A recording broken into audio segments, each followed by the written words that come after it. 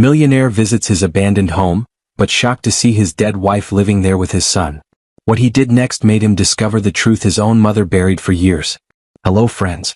Welcome to our story. Before we start, please like this video and subscribe. Also, tell us in the comments, where are you watching from? New York? London? Maybe South Africa or Jamaica? We want to know. The black car moved slowly through the city streets. In the back seat, Nathan Cole sat with his arms crossed, looking out the window but not really seeing anything. Nathan was 35 years old. His suit was dark blue and looked brand new. His shoes were so shiny you could see your face in them. His briefcase sat next to him, full of important papers about buying and selling buildings. He looked like a man who had everything. Money, success, power. But if you looked closely at his eyes, you would see something else. Something sad and empty, like a house with no one living inside. "Mr. Cole, we'll be there in 20 minutes, said his driver, Mr. Peterson, from the front seat. "Traffic is light today." "Good," Nathan said. He didn't smile. He rarely smiled anymore. Nathan was going to look at an old house. His old house, actually. The house where he grew up. The house he hadn't seen in 8 long years. A big company wanted to buy all the houses on that street. They would knock them down and build new stores. Nathan would get a lot of money, over $200,000 just for his old house. It was good business. Smart business. That's what Nathan told himself. But deep inside, his stomach felt twisted and uncomfortable. The car drove past tall buildings made of glass and steel. Past expensive restaurants where people ate fancy food. Past stores selling things that cost more money than Nathan used to make in a whole year, back when he was young and poor. Then slowly the city started to change. The buildings got shorter. The paint on walls started to peel and crack. There were more potholes in the road. The car bumped and bounced. Nathan sat up a little straighter. He knew this area. This was the old neighborhood. The place where he came from before he became successful. He saw kids playing basketball in a court with a bent hoop and no net. He saw a man selling fruits from a wooden cart. He saw old cars parked on the street, some with broken windows. "We're getting close, sir," Mr. Peterson said quietly. Nathan's hands felt cold. He rubbed them together. 8 years. 8 years since he'd been here. 8 years since the worst day of his life. He closed his eyes and remembered. The phone call from the police. The terrible words, "Mr. Cole, there's been an accident. Your wife. I'm so sorry. She didn't make it. Evelyn." His beautiful Evelyn with her bright smile and kind heart. Gone in one terrible moment. A car accident. A fire. Nothing left but ashes. Nathan had been 27 years old when she died. They'd only been married for 6 months. 6 short, happy months. After she died, Nathan couldn't stay in that house anymore. Every room reminded him of her. Her coffee cup in the kitchen. Her books by the bed. Her jacket hanging by the door. So he left. He locked the door and never went back. He threw himself into work. Building. Buying. Selling. Making money. Getting rich. Trying to fill the empty hole in his heart with success. It never worked. But he kept trying anyway. "Sir, we're here," Mr. Peterson said. The car stopped. Nathan opened his eyes and looked out the window. There it was. The old house on Maple Street. It looked terrible. The white paint had turned gray and dirty. The fence was falling down. Weeds grew everywhere, tall and wild. One of the upstairs windows was cracked. "Should I wait in the car, sir?" Mr. Peterson asked. "Yes. I won't be long," Nathan said. "Just need to look around, take some pictures for the sale paperwork. 10 minutes, maybe 15. He grabbed his briefcase and stepped out of the car. The air smelled different here. Like old wood and dirt and someone cooking beans nearby. It smelled like his childhood. Like the past. Nathan walked slowly toward the house, his fancy shoes crunching on the broken sidewalk. Just get this over with, he told himself. Take the pictures. Sign the papers. Sell it. Move on. But then he noticed something strange. The grass near the front porch wasn't as tall as the rest. Like someone had walked through it recently. Many times. Nathan frowned. Probably just kids playing, he thought. Or homeless people breaking in to sleep. He walked up to the porch. The wooden steps creaked loudly under his feet, like they were complaining about his weight. He reached for his keys. He'd brought the old house key just in case, but then he stopped. His heart started beating faster. There was light coming from inside the house. Through the dirty front window he could see a soft yellow glow. Like a lamp was on. Nathan's mouth went dry. Maybe someone forgot to turn off the electricity when they closed the account? He wondered. But no, that didn't make sense. The electricity had been cut off years ago. He stepped closer to the window and looked inside. What he saw made him freeze like a statue. The living room wasn't empty. There was furniture. A brown couch. A small wooden table. A colorful rug on the floor. Toys, a red truck, some building blocks, stuffed animals. Someone was living in his house. Anger rushed through Nathan's body like hot water. This was his house. Who would dare break in and live here? He walked to the front door and knocked. Hard. Boom, boom, boom. He heard sounds inside. Footsteps. Light and careful, like someone trying to be quiet. The footsteps came closer. The door opened just a crack. Just enough for Nathan to see one eye, one side of a face. A woman's face. "Can I help you?" she asked. Her voice was soft but scared. "Yes, you can help me by," Nathan started to say angrily. But then the door opened a little wider. Nathan saw her face fully now. And every word died in his throat. Time stopped. The world stopped. Everything stopped. Because he knew that face. He knew those warm brown eyes. He knew that small beauty mark near her left ear. He knew the way her eyebrows curved. He knew the tiny scar above her lip from when she fell off her bike as a kid. He knew everything about this face because he had loved it. Because he had kissed it. Because he had dreamed about it every single night for 8 years. Evelyn. The word came out as barely a whisper. The woman's eyes went huge. Her face turned white as paper. Her hand gripped the door so hard her knuckles turned white. "Nathan," she breathed. They stared at each other. Neither one could move. Neither one could breathe. This was impossible. Completely impossible. Because Evelyn was dead. Nathan had gone to her funeral. He had watched them put her coffin in the ground. He had cried until he had no more tears left. But she was standing right here. Right in front of him. Alive. Real. Breathing. You're dead," Nathan whispered. "How are you? This can't be." "Mom? Who's at the door?" A small voice called from inside the house. Nathan's heart nearly exploded. "Mom?" A little boy came running up behind Evelyn. He was small, maybe 7 or 8 years old. He had messy brown hair that stuck up in funny directions. He wore old jeans with holes in the knees and a blue t-shirt with a dinosaur on it. The boy grabbed Evelyn's hand and looked up at Nathan with curious eyes. Green eyes. The exact same shade of green as Nathan's eyes. Nathan felt like the ground was disappearing under his feet. The boy had his eyes. His nose. The same shape of his face.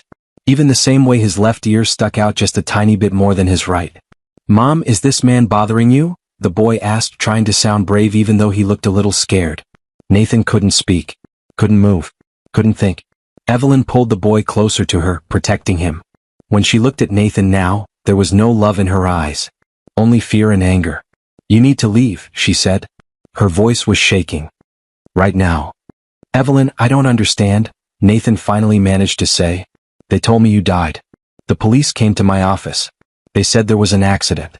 A car fire. They said you were." "I know what they told you," Evelyn said coldly. "Now leave. You're scaring my son."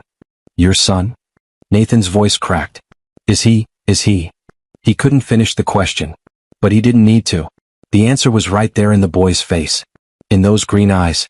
"This is Lucas," Evelyn said, her hand protectively on the boy's shoulder. "And yes, before you ask, you have no rights here. No claim. No place in our lives." "But I'm his," Nathan started. "You're nothing to him," Evelyn said louder now. "You left us. You believed what you were told and you walked away and you never looked back. Because I thought you were dead," Nathan shouted. Lucas started to cry. "Mom, I'm scared. Make him go away." Evelyn picked up Lucas even though he was really too big to carry now. She held him tight against her chest. "Go away, Nathan," she said, tears running down her face now too. "We don't need you. We've been fine without you. Just, please, go away." "Evelyn, please just tell me what happened," Nathan begged. "How are you alive? Where have you been? Why didn't you?" "Go away," Evelyn screamed. And she slammed the door in his face. Bang. Nathan stood on the porch, staring at the closed door. His whole body was shaking. His mind was spinning like a tornado. Evelyn was alive. He had a son. Nothing he believed was true. He raised his hand to knock again but stopped. Through the window he could see Evelyn sitting on the couch, holding Lucas, rocking him back and forth. She was crying. Lucas was crying. Nathan lowered his hand. Slowly, like a man in a dream, he walked back to the car. "Everything okay, Mr. Cole?" Mr. Peterson asked when Nathan got in. "You look like you've seen a ghost." Nathan stared at the house. at the light glowing in the window, at the shadow of Evelyn and the boy, his boy, moving inside. "Maybe I have," Nathan whispered. "Sir?" "Drive," Nathan said. "Just drive." But as the car pulled away, Nathan kept looking back. Looking at the house he came to sell. The house that held the biggest secret of his life. His wife wasn't dead. He had a son. And nothing would ever be the same again. Nathan didn't sleep that night. He sat in his big apartment with its expensive furniture and huge windows overlooking the city. Usually he loved this view. All those lights twinkling below made him feel powerful and successful. But tonight he didn't even look at the view. He sat on his leather couch in the dark, staring at nothing, thinking about everything. Evelyn was alive. He had a son named Lucas. His whole life was a lie. When the sun came up, Nathan was still sitting there. He hadn't moved. His expensive suit was wrinkled now. His perfect hair was messy. His phone buzzed. A text message from his assistant, Rebecca. "Good morning, Mr. Cole. Don't forget, meeting at 9 a.m. about the Maple Street property sale. The buyers are very excited." Nathan stared at the message. The Maple Street property. His old house. The house where Evelyn and Lucas were living. He was supposed to sell it. Sign the papers. Take the money. But how could he do that now? His fingers shook as he typed back. "Cancel the meeting. Tell them the property is no longer for sale." He pressed send before he could change his mind. 3 dots appeared immediately. Rebecca was typing. "Are you sure? They're offering $200,000. That's a great price for that old neighborhood." Nathan typed back, "I'm sure. Cancel everything related to that property." He turned off his phone and threw it on the couch. Then he stood up, walked to his bedroom and changed into simpler clothes. Jeans. A plain shirt. Normal shoes instead of his fancy ones. He looked at himself in the mirror. Without the expensive suit, he looked more like the old Nathan. The Nathan from 8 years ago before he became rich and successful and empty inside. "What are you doing?" he asked his reflection. But he knew the answer. He was going back to that house. He was going to get answers. Real answers this time. By 8:30 in the morning, Nathan was parked outside the house on Maple Street again. Mr. Peterson had offered to drive him, but Nathan said no. He drove himself this time in his regular car, not the fancy one. He didn't want to look rich and important today. He just wanted to look human. He sat in the car watching the house. At 8:45 the front door opened. Evelyn came out holding Lucas's hand. Lucas had a backpack on, a blue one with a rocket ship on it. They walked down the broken sidewalk together. Nathan's heart squeezed tight in his chest. Lucas was skipping a little as he walked, talking excitedly about something. Evelyn was smiling down at him, nodding, brushing his messy hair out of his eyes with her free hand. They looked happy. Like a real family. Like they didn't need anyone else. They turned the corner and disappeared from view. Nathan waited 5 minutes. Then 10. Making sure they were really gone. Then he got out of his car and walked to the house. The front door was locked, of course. But Nathan still had his key. The old key from 8 years ago. His hand shook as he put the key in the lock. Click. It still worked. Nathan pushed the door open slowly and stepped inside. The house smelled different than he remembered. It smelled like cooking and soap and something sweet like cookies. It smelled like people actually lived here. Like a home. Nathan stood in the doorway just looking around. The living room had changed so much. The old, dusty furniture he remembered was gone. Now there was a simple brown couch with colorful pillows. A wooden coffee table with some crayons and coloring books on it. Pictures on the walls, pictures Lucas had drawn. A house. A tree. A smiling sun. A stick figure woman holding hands with a stick figure boy. No stick figure man. Nathan's throat felt tight. He walked further into the house, his feet quiet on the old wooden floor. In the kitchen there were dishes drying by the sink. 2 bowls, 2 spoons, 2 cups. 1 big, 1 small. Everything was clean but old and worn out. The refrigerator hummed loudly. Nathan opened it. Inside, milk, some vegetables, bread, cheese, a few apples. Not much. Just enough. On the counter there was a jar with some coins and a few dollar bills in it. Nathan picked it up and counted. $43. That was all the money they had. Nathan put the jar down carefully, feeling sick to his stomach. He walked upstairs. The steps creaked with each footstep, just like he remembered. The first bedroom, his old bedroom, was now Lucas's room. There was a small bed with a blue blanket. More drawings taped to the walls.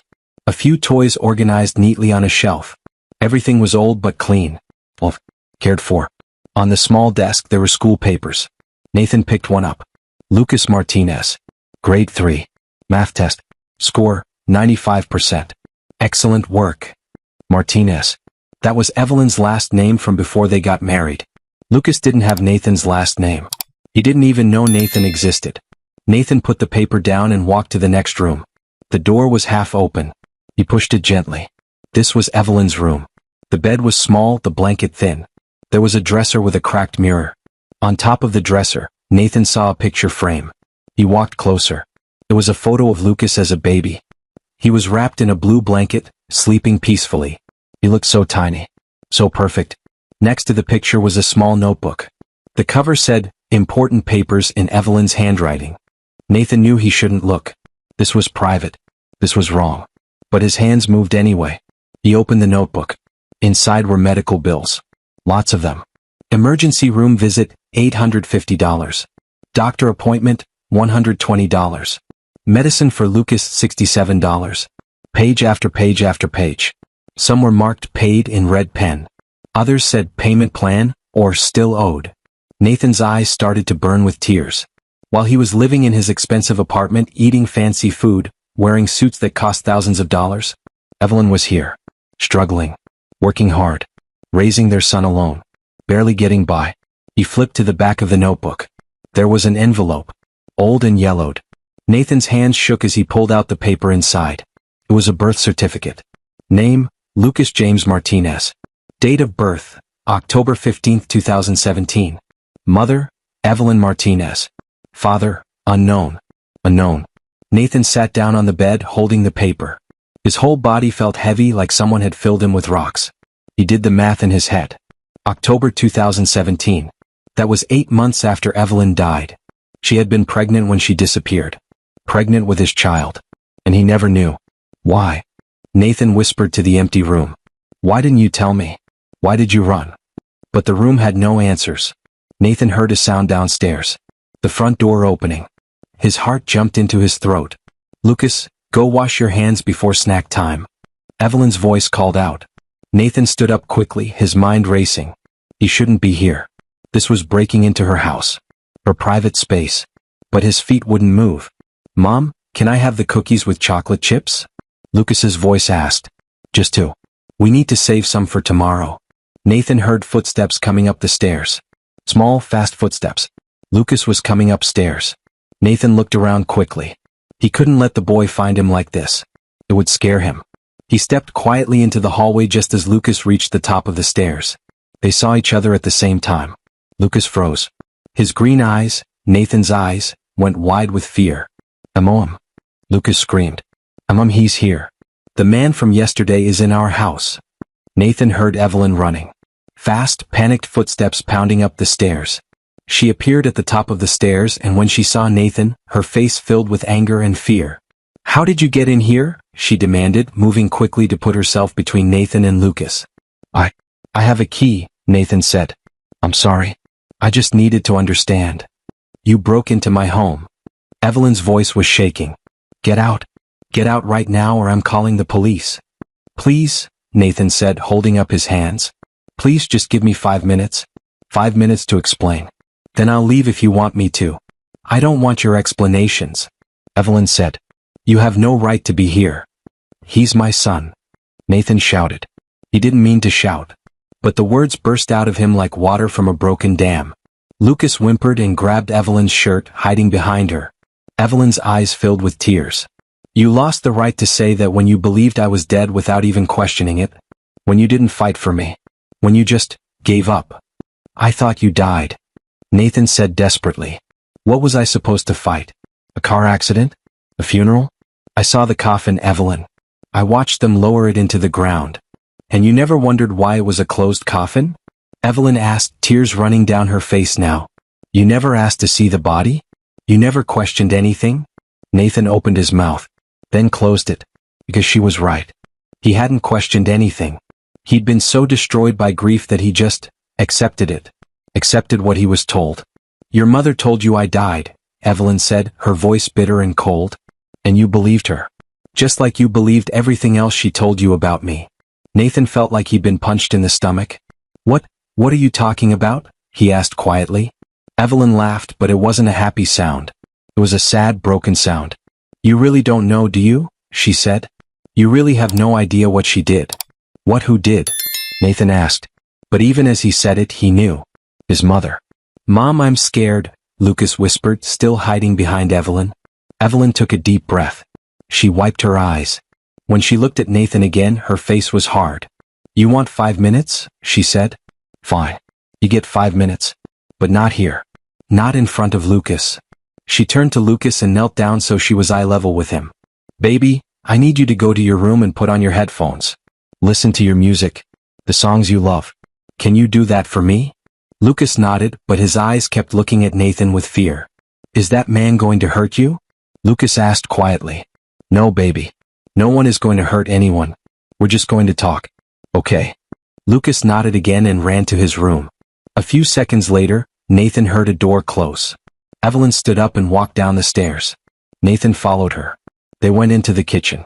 Evelyn stood on one side of the small table. Nathan stood on the other. For a long moment, neither of them spoke. Then Evelyn took a deep breath. Your mother hated me from the moment she met me, she began. Her voice was quiet but steady now. Did you know that? Nathan wanted to say no. Wanted to defend his mother. But he couldn't. Because deep down he had known. He just hadn't wanted to see it. And Evelyn was about to tell him the truth he'd been running from for 8 years. Evelyn's hands were shaking. She gripped the back of a kitchen chair to steady herself. Your mother never wanted you to marry me, she said, looking down at the table instead of at Nathan. She thought I wasn't good enough for you. Too poor. Too simple. Too ordinary. Nathan started to speak, but Evelyn held up her hand. No. You asked for 5 minutes. Let me finish. Nathan closed his mouth and nodded. At first it was small things, Evelyn continued. Little comments that seemed like jokes but weren't really jokes. She'd say things like, oh, Evelyn, you're wearing that dress? Well, I suppose it's nice. Or, Nathan, are you sure you want to eat Evelyn's cooking? I could make you something better. Evelyn's voice got quieter. Then after we got married, it got worse. Much worse. She finally looked up at Nathan. Her eyes were red from crying, but her voice was strong. She would call me when you were at work. Every single day. Sometimes twice a day. She'd tell me I was making mistakes. That I was cleaning the house wrong. Cooking wrong. Being a wife wrong. She said I was going to ruin your life. Nathan felt sick. Evelyn, I didn't know. Of course you didn't know. Evelyn said, her voice rising. Because I didn't tell you. I thought I could handle it. I thought it would get better. I thought if I just tried harder, worked harder, was a better wife, she would accept me. She laughed that sad, broken laugh again. I was so stupid. You weren't stupid, Nathan said quietly. Yes, I was, Evelyn said. Because it never got better. It got worse and worse. She started showing up at the house when you weren't home.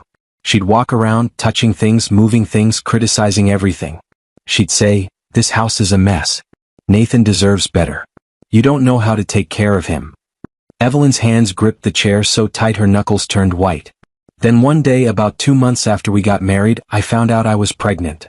Nathan's breath caught in his throat. I was so happy, Evelyn whispered. So excited. I wanted to tell you right away. But I wanted it to be special. So I waited. I planned a nice dinner. I was going to tell you that night. But I never got the chance, she said. Because your mother came to the house that afternoon. Evelyn's mind went back to that day. She could still remember it perfectly, like it had happened yesterday instead of 8 years ago. She had been in the kitchen, cooking Nathan's favorite meal, chicken with rice and vegetables. She was humming a happy song, thinking about how surprised and excited Nathan would be when she told him about the baby. Then she heard the front door open. Nathan? Is that you? She had called out. But it wasn't Nathan. It was his mother, Mrs. Patricia Cole. Patricia walked into the kitchen without knocking, without being invited. She was wearing an expensive dress and pearls. Her hair was perfect. Her makeup was perfect. Everything about her was cold and perfect. Evelyn, she said. Not, hello. Not, how are you? Just Evelyn, like the name tasted bad in her mouth. Mrs. Cole, Evelyn said, trying to smile. I wasn't expecting you. Nathan's not home yet. I know where my son is, Patricia interrupted. I came to talk to you. Alone. Something about the way she said it made Evelyn's stomach feel tight and uncomfortable. Oh, Evelyn said. Well, would you like some tea? I don't want tea, Patricia said. I want you to sit down. We need to have a serious conversation. Evelyn sat down slowly at the kitchen table. Patricia sat across from her. Patricia put her expensive purse on the table and looked at Evelyn with cold eyes. I'm going to be direct, Patricia said. I don't like you. I never have. You're not right for my son. Evelyn felt like she'd been slapped. Mrs. Cole, I love Nathan. And he loves me. Love? Patricia said the word like it was a joke. You think love is enough? You think love pays bills? You think love builds a future? I think love is important, Evelyn said quietly. And Nathan and I are building a good life together. You're dragging him down, Patricia interrupted. My son could have married someone important, someone educated, someone from a good family. But instead he married you. A nobody. A girl with nothing. Each word was like a knife. Evelyn felt tears starting to form in her eyes, but she blinked them back. She wouldn't cry in front of this woman. Nathan chose me, Evelyn said, trying to keep her voice steady. He loves me. We're happy. Happy, Patricia repeated. For now. But how long will that last? How long before he realizes his mistake? How long before he sees that you're not enough? Patricia opened her purse and pulled out an envelope. She placed it on the table and pushed it toward Evelyn. What is this? Evelyn asked. Open it. Evelyn's hands shook as she picked up the envelope and looked inside. Money. Lots of money. More money than Evelyn had ever seen at one time. There's $50,000 in there, Patricia said. It's yours. All you have to do is leave. Evelyn looked up, shocked. What? Leave, Patricia said simply. Disappear. Tonight. Don't tell Nathan where you're going. Just go. Take the money, start a new life somewhere else, and let my son have the future he deserves. No, Evelyn said immediately, pushing the envelope back across the table. No, I'm not leaving Nathan. I love him. We're married. We're building a life together. You're building nothing. Patricia's voice got louder and meaner. You're a weight around his neck. You're holding him back. He could be great, but instead he's wasting his time and energy taking care of you. That's not true, Evelyn said, tears running down her face now. Nathan doesn't feel that way. He's happy with me. He feels obligated to you, Patricia said, standing up now. He's too kind to tell you the truth. But I'm not. You're not smart enough for him. You're not sophisticated enough. You're not good enough. And deep down you know it. Evelyn stood up too, shaking all over. I want you to leave. Right now. Patricia smiled. It was not a nice smile.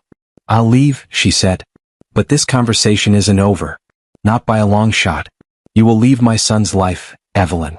One way or another. She picked up her purse and walked toward the door. Then she stopped and turned back. Oh, and one more thing, Patricia said. Don't bother telling Nathan about this conversation. He'll never believe you. I'm his mother. You're just you. Who do you think he'll choose? Then she left. Evelyn stood in the kitchen, shaking and crying. She looked down at her stomach where a tiny baby was growing. Nathan's baby. Their baby. And for the first time since she'd gotten married, Evelyn felt truly afraid. After that day, your mother called me every single day, Evelyn told Nathan, her voice breaking. Every day she would say terrible things. She'd tell me I was worthless, that I was ruining your life, that you would leave me eventually, that I should just disappear and save everyone the trouble. Nathan's face had gone pale. Evelyn, I swear I didn't know. I know you didn't know, Evelyn said sadly. That's what made it so hard. You loved your mother. You trusted her. And she used that against both of us. I wanted to tell you, Evelyn continued. So many times I almost did. But every time I tried, I'd hear her voice in my head. He'll never believe you. He'll choose me over you. And I was scared she was right. Nathan shook his head. I would have believed you. I would have. Would you? Evelyn asked, looking him straight in the eyes. Really? If I had told you that your mother, the woman who raised you, who you loved and respected, was calling me every day to tell me I was garbage, would you really have believed me? Or would you have thought I was being dramatic? Making it up? Trying to cause problems? Nathan opened his mouth, then closed it, because he didn't know. And that uncertainty said everything. Exactly, Evelyn said quietly. She sat down at the table, suddenly looking very tired. Then one morning I woke up feeling sick, she said. Really sick. I was throwing up, feeling dizzy. And I realized I was pregnant. The test confirmed it. I was going to have a baby. Your baby. She looked up at Nathan with sad eyes. I was terrified, she admitted. Not because I didn't want the baby, I did. So much. But I was scared of what your mother would do when she found out. How did she find out? Nathan asked quietly. Evelyn took a deep breath. I didn't tell her, she said. But she has ways of finding things out. Maybe she was watching me. Maybe she hired someone to follow me. I don't know. But 3 days after I took the pregnancy test, she showed up at the house again. Evelyn's whole body trembled as she remembered. She was so angry, Evelyn whispered. Angrier than I'd ever seen her. She said, You think trapping my son with a baby is going to work? You think this changes anything? It doesn't. It just makes you more of a problem that needs to be solved. Nathan felt like he couldn't breathe. She said that? About her own grandchild. She didn't care about the baby, Evelyn said, tears streaming down her face now. She only cared about getting rid of me. She said, I gave you a chance to leave with money and dignity. You refused. Now we do this the hard way. What did she mean? Nathan asked, though part of him was terrified to know. Evelyn wiped her eyes with the back of her hand. She told me that if I didn't disappear, she would make sure everyone thought I was crazy, Evelyn said. She said she'd tell people I was mentally unstable, that I was dangerous. She'd get doctors to say I wasn't fit to be a mother. She'd make sure I lost the baby. And she'd make sure you believed every word of it. Nathan felt like the room was spinning. That's when I knew I had to run, Evelyn said. I had to protect my baby. I had to protect myself. So I left. In the middle of the night, I packed one bag and I left. But the accident, Nathan said, his voice barely a whisper. The police told me there was an accident. They said you were dead, Evelyn finished. I know. Because your mother staged the whole thing. And as Evelyn began to explain what really happened that night, Nathan realized his whole life had been built on a lie. A lie told by the person he trusted most in the world. His own mother. Evelyn stood up and walked to the kitchen window. She looked outside at the street, but Nathan could tell she wasn't really seeing it. She was seeing something else. Something from a long time ago. The night I left, Evelyn said quietly, I was so scared I could barely think straight. I threw some clothes in a bag. I took what little money I had saved, maybe $300. That was it. That was all I had in the world. She wrapped her arms around herself like she was cold. It was raining that night. Hard, heavy rain. I didn't have a car. We only had one car and you had taken it to work. So I walked. I walked for miles in the rain carrying my bag trying to figure out where to go. Nathan wanted to say something but his throat felt too tight. So he just listened. I finally made it to the bus station downtown, Evelyn continued. I was going to buy a ticket to anywhere. Anywhere far away. I didn't care where. I just needed to get away from your mother. Away from everything. She turned to look at Nathan. Her face was so sad it made his heart hurt. But I never made it inside the bus station, she said. Because when I was crossing the parking lot, a car pulled up next to me. A black car with dark windows. Nathan's stomach dropped. Your mother stepped out of that car, Evelyn said. And she had 2 men with her. Big men. They looked like security guards or bodyguards or something. She walked right up to me in the rain and said, I told you. I gave you a chance. Now we do this the hard way. Evelyn's voice started shaking. The men grabbed me, she said. I tried to scream, but one of them put his hand over my mouth. They took my bag. They pushed me into the car. And they drove. Where? Nathan asked, his voice barely a whisper. Where did they take you? To an old warehouse on the edge of town, Evelyn said. It was empty and dark and far away from everything. Your mother took me inside. She had another car there, an old beat-up car that looked like it was ready to fall apart. Evelyn's eyes filled with tears again. She told me, get in that car. Drive it to the old bridge on Highway 40. Park it there. Leave everything, your ID, your wallet, your phone, everything that says who you are. Then walk away and never come back. If you do this, I'll give you money. Enough to start over. But if you don't, well, accidents happen. Nathan felt sick. Really, truly sick. She threatened you. She did more than threaten me, Evelyn said. She made it very clear. If I didn't disappear on my own, she would make me disappear. Permanently. And she made sure I understood. She would make it look like an accident. No one would ever question it. And you would never know the truth. So what did you do? Nathan asked, though he was afraid to hear the answer. I was terrified, Evelyn said. I was pregnant. Alone. Trapped. What choice did I have? So I did what she said. I got in that old car. I drove to Highway 40. To that old bridge. She closed her eyes, remembering. It was still raining. The road was dark and slippery. When I got to the bridge, I parked the car like she told me to. I left my wallet, my phone, my ID, everything. I got out of the car. And then what happened? Nathan asked. Evelyn opened her eyes. They were full of tears and pain. Then your mother's men came back, she said. They drove up in another car. They got out. And I watched them pour gasoline all over that old car. The car I had just been sitting in. Nathan's hands started shaking. They set it on fire, Evelyn whispered. Right there on the bridge. The whole car went up in flames. I could feel the heat from where I was standing. I could smell the smoke. It was horrible. But you weren't in it, Nathan said, trying to understand. You got out first. Yes, Evelyn said. But anyone who found that car would think I was. My wallet was in there. My ID. My phone. Everything that proved I was Evelyn Martinez Cole. Everything burned. She looked at Nathan with eyes that had seen too much pain. Your mother drove up one more time, Evelyn said. She rolled down her window and threw an envelope at my feet. Then she said, You're dead now, Evelyn. Officially dead. That's what the police will think. That's what my son will think. And if you ever try to come back, if you ever try to contact Nathan, if you ever try to tell anyone the truth, I'll make sure you really do die. And I'll make sure that baby dies too. Nathan felt like he was going to throw up. Or pass out. Or both. Then she drove away, Evelyn said, and left me there. Pregnant. Alone. In the rain. With nothing but the clothes on my back and an envelope with $5,000 in it. 5,000, Nathan repeated.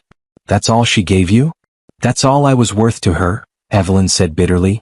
$5,000 to disappear forever. To let her son think I was dead. To raise his child alone and never tell him the truth. Nathan sat down heavily in one of the kitchen chairs. His whole body felt weak. I didn't know what to do, Evelyn continued. I was scared. Traumatized. I walked for hours that night, just walked through the rain, not knowing where to go. Finally, I found a small motel. I paid for a room with some of that money. And I just stayed there. 4 days. Maybe weeks. I lost track of time. I was so depressed, she said quietly. So scared. So alone. I thought about going to the police, but what would I tell them? That my mother-in-law faked my death? Would they believe me? Or would they think I was crazy just like she always said I was? You should have come to me, Nathan said, his voice cracking. You should have found a way to tell me. She said she'd kill me. Evelyn shouted suddenly. She said she'd kill our baby. And I believed her, Nathan. I believed her because she was powerful and rich and connected, and I was nobody. What was I supposed to do? Nathan had no answer. Evelyn took a deep breath, trying to calm down. I finally left that motel and went to another city, she said. A city far away where no one knew me. I used a different name, my middle name, Marie. I found a cheap apartment. I got a job at a diner, working for cash so I wouldn't need to show ID.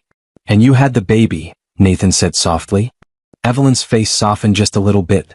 Yes, I had Lucas. All alone in a hospital where no one knew my real name. No family. No friends. No husband holding my hand. Just me. A tear rolled down her cheek. But when they put him in my arms, she whispered, when I looked at his little face and saw your eyes looking back at me, I knew I'd made the right choice. Because he was alive. Safe. And that was all that mattered. I worked hard, Evelyn continued. I saved every penny. After a few years, I had enough money to move back here, to this city, to your old house. I knew it was empty. Abandoned. I figured you'd forgotten about it. That you'd moved on with your life. So I broke in, she admitted. I changed the locks. I made it a home for Lucas. It wasn't legal, I know. But I had nowhere else to go. And I thought you'd never come back. She looked at Nathan with exhausted eyes. I've been living here for 7 years, she said. Working 2 jobs, one at a grocery store, one cleaning offices at night. Barely making enough to feed us and keep the lights on. Praying every single day that your mother would never find out we were here. That you would never come back. But you did come back, she said. And now everything I've worked for, everything I've built to keep Lucas safe, it's all falling apart. Nathan stood up. His legs felt shaky, but he managed to stay standing. My mother, he said. His voice sounded strange, like it belonged to someone else. My mother did this. She lied to me. She made me think you were dead. She stole 8 years from us. She kept me from knowing my son. Yes, Evelyn said simply. Does she know? Nathan asked. Does she know you're alive? That Lucas exists? I don't think so, Evelyn said. I've been careful. Very careful. I never use my real name. I pay for everything in cash. Lucas goes to school under my maiden name. We stay hidden. We stay quiet. You shouldn't have to live like that, Nathan said, anger rising in his voice now. You shouldn't have to hide. You shouldn't have to work 2 jobs and struggle to survive while I... He stopped. While he what? While he lived in luxury. While he slept in his expensive apartment. While he never questioned, never doubted, never looked for the truth. While you believed the lie, Evelyn finished for him. While you moved on with your life and forgot about me. I never forgot you, Nathan said, his voice breaking. Not for one single day. I thought about you every day. I missed you every day. I thought you were gone. And now I'm not, Evelyn said. So what happens now, Nathan? What are you going to do? It was the biggest question. The most important question. What was he going to do? Nathan looked at Evelyn. This woman he had loved, this woman he had mourned, this woman who had suffered so much because of his mother. Then he thought about Lucas upstairs, his son, his child, a boy who didn't even know he existed. And he thought about his mother, the woman who had raised him, who he had trusted and loved his whole life. The woman who was actually a monster. I don't know, Nathan said honestly. But I'm going to fix this. Somehow. I'm going to make this right. You can't fix this, Evelyn said sadly. What's done is done. 8 years are gone. We can't get them back. Maybe not, Nathan said. But we can stop running. We can stop hiding. And we can make sure my mother never hurts anyone ever again. Evelyn looked at him with doubt in her eyes. And how exactly do you plan to do that? Nathan's jaw tightened. His hands clenched into fists. I'm going to confront her, he said. I'm going to make her admit what she did. And then I'm going to make sure she pays for it. Nathan, you can't, Evelyn started to say. But Nathan was already walking toward the door. Wait here, he said. Keep Lucas safe. Lock the doors. Don't let anyone in except me. I'll be back. Where are you going? Evelyn asked, fear in her voice. Nathan looked back at her. His eyes were hard and cold in a way Evelyn had never seen before. I'm going to visit my mother, he said. And for the first time in 8 years, Nathan was going to finally see the truth. Nathan drove fast. Too fast. His hands gripped the steering wheel so tight his knuckles were white. He didn't call his mother to tell her he was coming. He didn't want to give her time to prepare. Time to think of more lies. His mother, Patricia Cole, lived in a huge house on the rich side of town. The house had tall white columns in front like a palace. The lawn was perfectly green. The flowers were perfectly arranged. Everything was perfect on the outside. But Nathan now knew that inside his mother was rotten. Evil. He pulled into the driveway and slammed on the brakes. His car stopped with a screech. He got out and marched to the front door. He didn't knock. He used his key. He still had a key from when he lived here as a child. The door swung open. Mother. Nathan shouted. His voice echoed through the big fancy house. Mother, I know you're here. Come out. He heard footsteps on the marble floor. High heels clicking, getting closer. Patricia appeared at the top of the grand staircase. She was wearing a cream-colored dress and pearls. Her hair was styled perfectly. She looked elegant and calm. Nathan, darling, she said with a smile. What a surprise. I didn't know you were coming. Why didn't you call? She walked down the stairs gracefully, like a queen descending from her throne. And why are you shouting? You know I don't like shouting in the house. It's so unrefined. Nathan stared at her. This woman who had raised him, fed him, hugged him when he was sad, read him bedtime stories, taught him to tie his shoes. This woman had destroyed his life. Evelyn is alive, Nathan said. His voice was quiet now, but it shook with anger. Patricia's smile didn't change. Not even a little bit. I'm sorry, dear. What did you say? You heard me, Nathan said. Evelyn. My wife. The woman you told me died 8 years ago. She's alive. Patricia reached the bottom of the stairs. She walked past Nathan into the living room and sat down on an expensive white couch. She crossed her legs elegantly.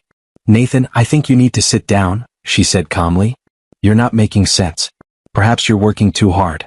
You look tired. Don't, Nathan said through clenched teeth. Don't try to make me think I'm crazy. I saw her.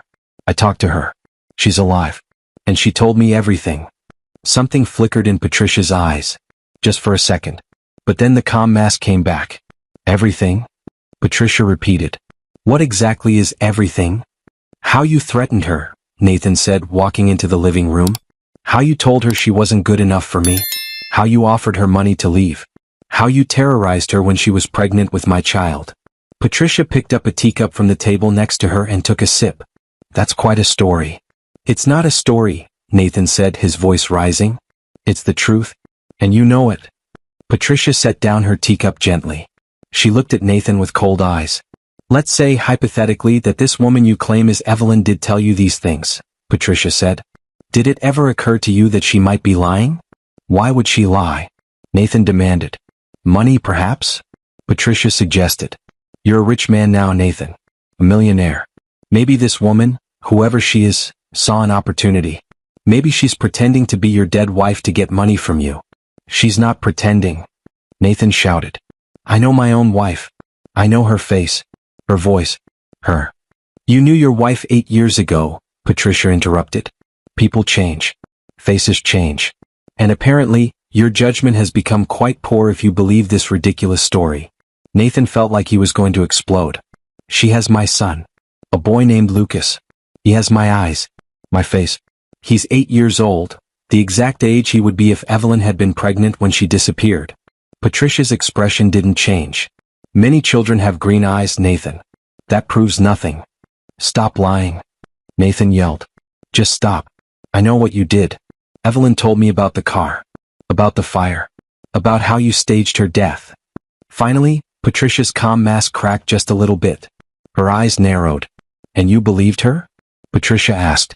You believed some woman living in an abandoned house over your own mother? Yes. Nathan said. Because unlike you, she told me the truth. Patricia stood up slowly. She was shorter than Nathan, but somehow she still seemed to tower over him. The truth, she said coldly, is that Evelyn Martinez was a mistake. A terrible mistake that would have ruined your life. Nathan's breath caught. So you admit it? You admit you knew she was alive. Patricia walked to the window and looked out at her perfect garden. I did what any good mother would do, she said. I protected my son. Protected me? Nathan couldn't believe what he was hearing. You lied to me. You made me think my wife was dead. You kept me from knowing my own child. That child was never supposed to exist, Patricia said, turning to face him. Her voice was cold as ice. And that woman was never supposed to be your wife. But she was my wife. Nathan shouted. I loved her. We were married. We were building a life together. A life of poverty and struggle, Patricia said with disgust. She was a waitress, Nathan. A nobody with no education, no class, no prospects. You could have married someone important. Someone worthy of the Cole name. She was worthy, Nathan said, his voice breaking. She was kind and loving and good. She made me happy. She made you weak, Patricia corrected. Before her you were ambitious. You wanted to be successful. But after you married her, all you cared about was coming home to play house with your little waitress wife. Patricia walked closer to Nathan. I built this family, Nathan. Your father and I worked hard to give you every advantage. The best schools. The best connections. The best opportunities. And you were about to throw it all away for a girl you met at a diner. So you decided to get rid of her, Nathan said, tears streaming down his face now. You decided to play God with our lives. I did what was necessary, Patricia said without any emotion in her voice. And it worked, didn't it? After she was gone, you threw yourself into your work. You became successful. You became the man you were meant to be. I became empty. Nathan shouted. I became a shell. I lost the only person who ever really loved me. She didn't love you, Patricia said. She loved your potential. She loved what she thought you could give her. But real love is what I've given you. I sacrificed everything to make sure you had the best life possible. Nathan stared at his mother like he was seeing her for the first time. You're insane, he whispered. You're actually insane. Patricia's face hardened. I'm practical. There's a difference. You threatened a pregnant woman, Nathan said. You staged a death. You committed fraud. You kept a father from his child. That's not practical. That's evil. Watch your tone, Patricia warned. I'm still your mother. No, Nathan said, shaking his head. No, you're not. A mother doesn't do what you did. A mother doesn't destroy her son's happiness. A mother doesn't rip apart a family. You took a step back from her. You're not my mother. You're a monster. For the first time, Patricia's face showed real emotion. Anger. Hot, burning anger. How dare you, she said, her voice low and dangerous. After everything I've done for you. After all the sacrifices I've made. This is how you thank me. Sacrifices. Nathan laughed, but it was a bitter, broken sound. What sacrifices? You got exactly what you wanted. You got rid of Evelyn. You controlled my life. You turned me into your perfect son. Yes, I did. Patricia shouted. Because you were too stupid to see what was good for you. You were going to waste your life on that girl. Someone had to save you from yourself. I didn't need saving, Nathan said quietly. I needed my wife. I needed my family. And you took that from me. He turned to walk away. Where are you going? Patricia demanded. Nathan looked back at her. Away from you. Forever. Don't be ridiculous, Patricia said. You're upset right now, but you'll calm down. You'll see that I was right. You always do. No, Nathan said. I won't. Because for the first time in my life, I'm seeing clearly. And what I see is that you're not the person I thought you were. You never were. Nathan, Patricia started. I'm going to take care of Evelyn and Lucas, Nathan interrupted. I'm going to make sure they have everything they need. Everything you tried to take from them. Patricia's eyes flashed with anger. You will do no such thing. That woman is a liar. That child probably isn't even yours. He is mine, Nathan said with certainty. I know he is, and I'm going to be his father. Whether you like it or not. If you do this, Patricia said slowly, if you choose them over me, there will be consequences. Are you threatening me now? Nathan asked. Just like you threatened Evelyn? I'm warning you, Patricia said. I have power in this city. Connections. Money. I can make life very difficult for you and your little family. Nathan felt something cold settle in his chest. Not fear. Something else. Determination. Then I guess we're going to war, he said quietly. Patricia's face went pale. You don't mean that. I do, Nathan said. You tried to bury the truth. But the truth doesn't stay buried forever. And neither will what you did. What are you going to do? Patricia asked. For the first time, Nathan heard something new in her voice. Worry. Maybe even fear. I'm going to tell everyone, Nathan said. Everyone. About what you did. About how you faked Evelyn's death. About how you threatened her. About how you kept me from my son. No one will believe you, Patricia said quickly. It's my word against hers. And I'm Patricia Cole. I have a reputation. She's nobody. Maybe, Nathan said. But I'm going to try anyway. Because it's the right thing to do. He walked to the door. If you leave now, Patricia called after him, don't bother coming back. You'll be nothing to me. No son of mine. Nathan stopped at the door. He didn't turn around. Good, he said. Because I don't want to be the son of a woman like you. And he walked out, slamming the door behind him. Nathan sat in his car in his mother's driveway, shaking all over. His phone rang. He looked at the screen. It was Rebecca, his assistant. He answered. Hello. Mr. Cole. Thank goodness. I've been trying to reach you all day. We have a situation. What situation? Nathan asked tiredly. Mrs. Patricia Cole, your mother, she called the office an hour ago, Rebecca said. She's claiming that someone broke into your old property on Maple Street.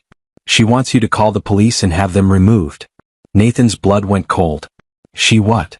She said squatters have been living there illegally, Rebecca explained. She wants them arrested. She said she's going to call the police herself if you don't handle it. Mr. Cole, what's going on? Nathan closed his eyes. His mother was already making her move. She was going to have Evelyn and Lucas arrested. Thrown out of the house. Maybe even thrown in jail. Rebecca, don't do anything, Nathan said quickly. Don't call the police. Don't talk to my mother. Don't do anything until you hear from me again. But Mr. Cole? I said don't do anything. Nathan shouted. Then more quietly, please. Trust me on this. He hung up before she could respond. Nathan started his car and drove. Fast. He had to get back to Maple Street. He had to warn Evelyn. His mother wasn't going to let this go. She was going to fight back. And she was going to fight dirty. The war had begun. Nathan's car screeched to a stop in front of the house on Maple Street. He jumped out and ran to the front door, his heart pounding. He knocked hard. Evelyn. Evelyn opened the door. It's me.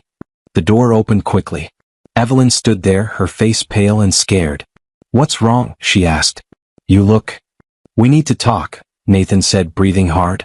Right now. Can I come in? Evelyn hesitated, then stepped aside. Nathan came in and closed the door behind him. "Where's Lucas?" he asked. "Still in his room with his headphones on," Evelyn said. "Nathan, what happened? Did you see your mother?" "Yes," Nathan said. "And it was worse than I thought. She admitted everything, Evelyn. She admitted she knew you were alive. She admitted she got rid of you on purpose." Evelyn's hand went to her mouth. "Oh no. But there's more," Nathan said. "She called my office. She's trying to have you arrested for living here illegally. She's going to call the police." All the color drained from Evelyn's face. "What? No. No, she can't." "She can and she will," Nathan said. "My mother doesn't make threats she doesn't follow through on. We need to act fast." "Act fast how?" Evelyn asked, her voice rising with panic.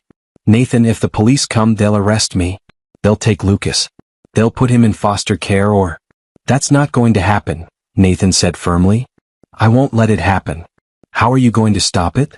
Evelyn asked. "Your mother is powerful. She has money and lawyers and connections. What do we have?"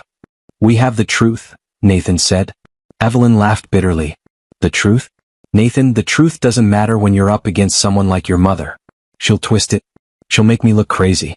She'll make everyone believe I'm lying." "Not if we have proof," Nathan said. Evelyn shook her head. "What proof? It happened 8 years ago. The car burned. Any evidence is long gone." Nathan started pacing, thinking hard. "There has to be something. Some record. Some paper trail. My mother is smart, but she's not perfect. She had to leave evidence somewhere." "Like what?" Evelyn asked. "The men she hired," Nathan said. "To take you to the warehouse. To burn the car. She had to pay them somehow. There would be records. Bank transfers. Checks. Something." "And how are we supposed to get those records?" Evelyn asked. "We can't just break into her bank." Nathan stopped pacing. An idea was forming in his mind. "No," he said slowly. "But I know someone who can help us." "Who?" Evelyn asked. "My father," Nathan said. Evelyn's eyes widened. "Your father? But I thought—" "He and my mother got divorced 3 years ago," Nathan explained. "They had a nasty split. He might know things. He might have access to her financial records from when they were married. Would he help us?" Evelyn asked doubtfully. "I don't know," Nathan admitted. "We haven't spoken much since the divorce. But it's worth a try." Before Evelyn could respond, they heard footsteps upstairs. Small footsteps coming down. Lucas appeared at the bottom of the stairs. He'd taken off his headphones. His eyes were red like he'd been crying. "Mom," he said quietly. "Is everything okay?" "I heard shouting." Evelyn rushed over and knelt down in front of him. "Everything's fine, baby. We were just talking." Lucas looked at Nathan with suspicious, scared eyes. "Is he staying? The man from yesterday?" Nathan's heart broke a little. His own son was scared of him. "Just for a little while," Evelyn said gently. He's an old friend. He's going to help us with something." "Help us with what?" Lucas asked. Evelyn looked at Nathan, uncertain. "How do you explain this to an 8-year-old child?" Nathan knelt down too, so he was at Lucas's eye level. He kept some distance, not wanting to scare the boy more. "Lucas," Nathan said gently. "I know you don't know me, and I know I probably seem scary right now. But I promise you, I'm not here to hurt you or your mom. I'm here to help." Lucas studied him with those green eyes, Nathan's eyes. "Why do you want to help us?" Nathan swallowed hard. Because your mom and I were friends a long time ago. Before you were born. And friends help each other." It wasn't the whole truth, but it was all Lucas needed to know right now. Lucas thought about this for a moment. Then he asked, "Are we in trouble?" "No," Nathan said quickly. Then more honestly, "Maybe. A little bit. But I'm going to fix it. I promise." "Mom says we shouldn't make promises we can't keep," Lucas said seriously.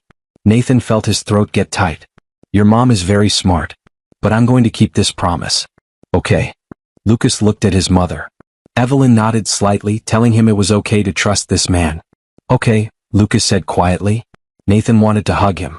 Wanted to tell him the truth, that he was his father, that he'd been looking for him without even knowing it, that he loved him already. But he couldn't. Not yet. It was too much too soon. "Lucas, can you do me a favor?" Evelyn asked. "Can you go back upstairs and play quietly in your room for a little while? The grown-ups need to talk about some important things." "Are you sure everything's okay?" Lucas asked, worry in his voice. "I promise," Evelyn said, kissing his forehead. Everything is going to be okay. Lucas nodded and went back upstairs. They heard his bedroom door close. Evelyn stood up and turned to Nathan. You really think your father will help us? I don't know, Nathan said honestly. But we have to try. Do you have a phone I can use? Evelyn got her old cell phone, a cheap one with a cracked screen, and handed it to Nathan. Nathan dialed a number he hadn't called in 3 years. The phone rang once, twice, 3 times. Then a man's voice answered. Hello. Dad, Nathan said.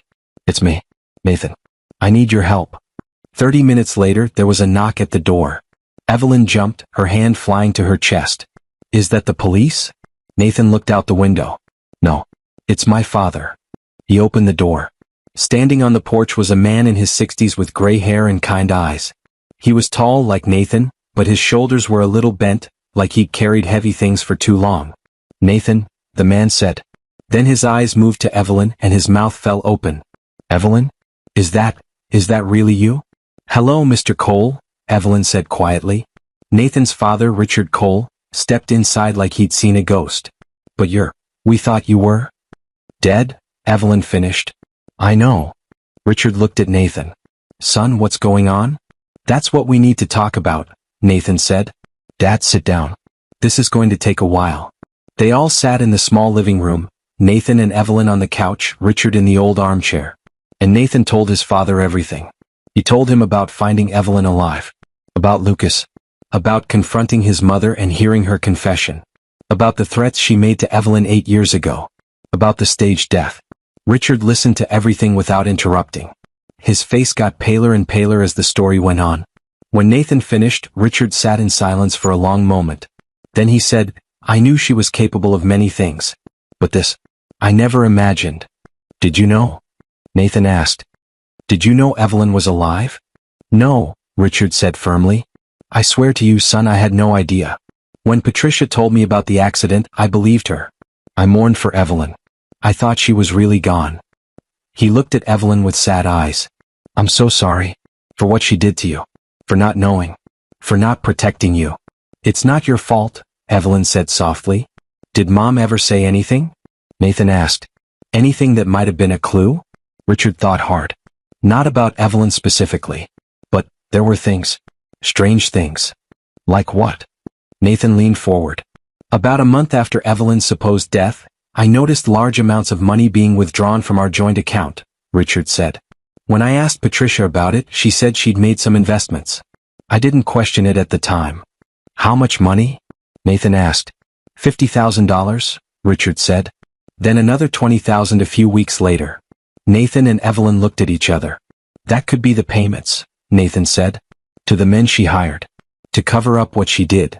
Do you still have access to those records? Evelyn asked Richard. Richard shook his head. After the divorce, most of our accounts were separated. But, he paused. But I kept copies of everything. Every bank statement. Every transaction. Just in case. In case of what? Nathan asked. In case she tried to hide assets during the divorce, Richard explained. I didn't trust her. So I documented everything. Hope flared in Nathan's chest. Dad, do you still have those documents? Yes, Richard said. In a storage unit across town. I kept them locked up in case I ever needed them. We need them, Nathan said urgently. We need them now. If we can prove Mom made those payments, we can prove she was involved in faking Evelyn's death. There's something else, Richard said slowly. Something I found during the divorce that I never understood until now. What? Evelyn asked. Patricia owned a warehouse, Richard said. An old, abandoned warehouse on the edge of town. She bought it about a year before Evelyn disappeared. I always thought it was strange. Why would she buy something like that? It wasn't an investment property. It was just sitting there empty. Evelyn's face went white. That's where she took me. The warehouse where the men held me before they took me to the car. She owned it? Nathan asked his father. Richard nodded. Yes. And she sold it about 6 months after Evelyn's disappearance. For much less than she paid for it. Like she was trying to get rid of evidence. Nathan stood up, energy coursing through him. We can prove this. We can prove everything. The warehouse. The money transfers. All of it. But will it be enough? Evelyn asked, fear in her voice. Your mother is smart. She'll have explanations for everything. She'll say the warehouse was a bad investment. She'll say the money was for something else. Maybe, Nathan said. But it's a start. And if we can raise enough doubt, enough questions, we can at least protect you and Lucas from her. Richard stood up too. I'll go get those documents right now. It'll take me about an hour to get to the storage unit and back. Thank you, Dad, Nathan said. Richard put his hand on Nathan's shoulder. You're my son. And Evelyn was like a daughter to me before all this happened. If Patricia did what you say she did, then she needs to face the consequences. He looked at Evelyn. I'm sorry I wasn't there to protect you 8 years ago. But I'm here now. Evelyn's eyes filled with tears. Thank you. Richard left, promising to return as quickly as possible. Nathan and Evelyn sat back down, the weight of everything pressing down on them. Do you think this will work? Evelyn asked quietly. I don't know, Nathan admitted. But we have to try. They sat in silence for a moment. Then Evelyn said, Nathan, if this goes wrong, if your mother finds a way to get me arrested or take Lucas away, I need you to promise me something. What? Nathan asked. Promise me you'll take care of him, Evelyn said, tears streaming down her face. Promise me you won't let him end up in foster care or with strangers. Promise me you'll be his father, even if I can't be his mother. Nathan took her hand. Nothing is going to happen to you. We're going to fight this together. But if it does, Evelyn started. I promise, Nathan said firmly. I promise I'll take care of him. I'll be the father he deserves. The father I should have been from the beginning. Evelyn squeezed his hand. Thank you. Before Nathan could respond, they heard sirens outside. Police sirens. Getting closer. Evelyn's face went white with terror. No. No. Nathan ran to the window and looked out. 2 police cars were pulling up in front of the house. His mother hadn't waited. She'd already called them. The storm had arrived. Evelyn, take Lucas and go upstairs, Nathan said quickly. Right now. But, Evelyn started. Please? Nathan said. I'll handle this. Just keep Lucas calm and quiet. Evelyn ran to the stairs. Lucas, come here, baby. Lucas came out of his room, confused. Mom, what's wrong? We need to stay in your room for a little while, Evelyn said, trying to keep her voice steady even though she was shaking. Come on. She pulled him into his room and closed the door just as there was a loud knock on the front door. Bang, bang, bang. Police, open up. Nathan took a deep breath. His heart was pounding so hard he could hear it in his ears. But he forced himself to stay calm. He opened the door. 2 police officers stood on the porch. One was older, with gray hair and a tired face. The other was younger, maybe in his 20s, with sharp eyes that looked at everything. Can I help you, officers? Nathan asked. The older officer looked at a notepad in his hand. We received a call about squatters living in this property illegally. This house is owned by... He checked the notepad again. Nathan Cole. Is that you? Yes, Nathan said. I'm Nathan Cole. This is my house. The younger officer looked confused. Sir, if this is your house, why did we get a call saying there were illegal squatters here? That's a good question, Nathan said. Who called you? The older officer checked his notes again. A Mrs. Patricia Cole. She said she was calling on behalf of her son. That would be you, I guess, because squatters had broken into this property. My mother, Nathan said, trying to keep his voice calm. Yes, but she was mistaken. There are no squatters here. The younger officer raised an eyebrow. So there's nobody living here? I didn't say that, Nathan said carefully. I said there are no squatters. Squatters are people who live somewhere illegally without permission. The people living here have my permission. The older officer frowned. Sir, we need to verify that. Can we come in and speak to whoever is inside? Nathan's mind raced. If he said no, they might think he was hiding something. But if he said yes and they saw Evelyn? Of course, Nathan said, stepping aside. But I need to explain the situation first. The officers came inside. They looked around at the simple furniture, the toys on the floor, the drawings on the walls. Sir, what exactly is going on here? The older officer asked. Nathan took a deep breath. There's a woman and her son living here. They've been here for several years. I gave them permission to live here. Several years? The younger officer repeated. But your mother said.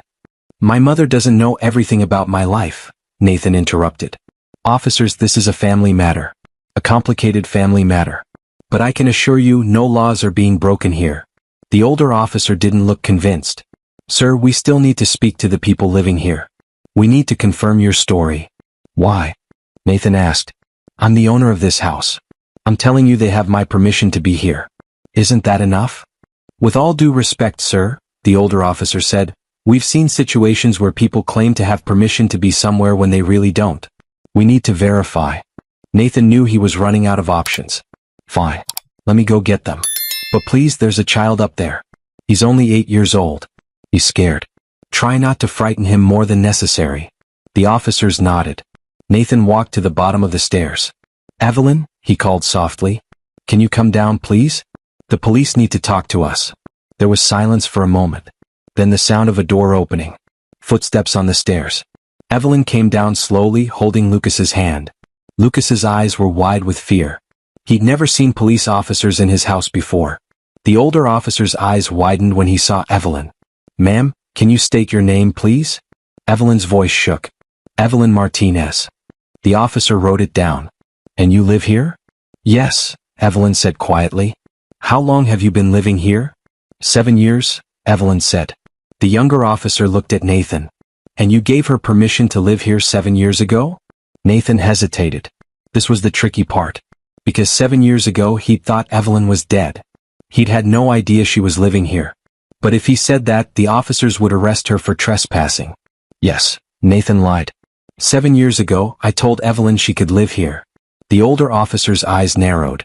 Sir, 7 years ago were you living in this city? No, Nathan admitted.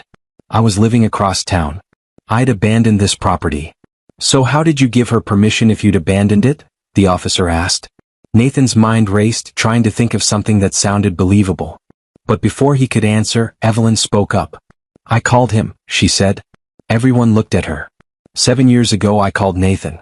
I told him I had nowhere to go. That I needed a place to live. He said I could live here since the house was sitting empty anyway. It was a lie. But it was a good lie. A believable lie. The older officer looked skeptical. Ma'am, if you don't mind me asking, what's your relationship to Mr. Cole? Evelyn looked at Nathan. Nathan looked at Evelyn. We're... Nathan started. We used to be married, Evelyn said quietly. Both officers' eyebrows went up. Used to be, the younger officer repeated. It's complicated, Nathan said quickly. We separated years ago. But when Evelyn needed help, I let her stay here. That's all. The older officer studied them both carefully. Okay, so let me make sure I understand. You two were married. You separated. Years later, she called you needing a place to stay, and you let her live in your abandoned childhood home. Is that correct? Yes, Nathan and Evelyn said at the same time. The officer didn't look like he believed them. But he also didn't have any proof they were lying. And this is your son? The younger officer asked, looking at Lucas. Yes, Evelyn said, pulling Lucas closer. What's your name, buddy? The officer asked gently. Lucas looked up at his mother. She nodded that it was okay to answer. Lucas, he whispered. Lucas, do you live here with your mom? The officer asked. Lucas nodded. And do you like living here? Lucas nodded again. Is anyone hurting you or your mom? Lucas shook his head no. The officers looked at each other, having a silent conversation with their eyes. Finally, the older officer sighed. Look, Mr. Cole. This situation seems unusual. But if you're saying this woman and her child have your permission to be here, and there's no evidence of any crime being committed, then there's nothing we can do.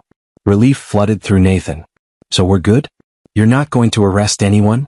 Not today, the officer said. But I have to tell you, if we get called back here again, we're going to investigate more thoroughly. And if we find out someone lied to us today, there will be consequences. Understand? Understood, Nathan said. The officers turned to leave. But the younger one stopped at the door and looked back at Nathan. Sir, can I give you some advice? He asked. Sure, Nathan said. Whatever family drama is going on here, whatever issues you have with your mother, work them out. Because using the police to settle family arguments is a waste of everyone's time. You're right, Nathan said. I'm sorry you were brought into this. The officers left.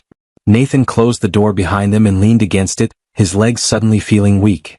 They're gone, he called up to Evelyn. Evelyn let out a sob of relief. She sank down on the stairs, still holding Lucas.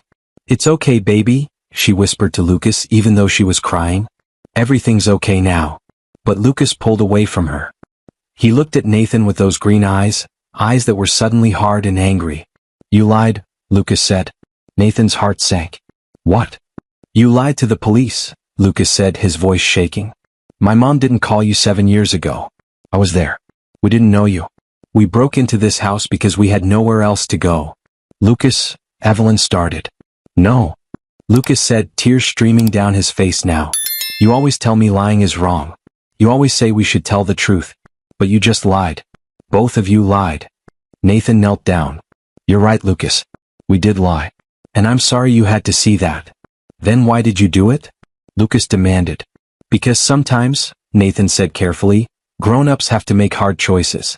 The police would have arrested your mom if we told them the truth. They would have taken you away from her. And I couldn't let that happen. Why not? Lucas asked.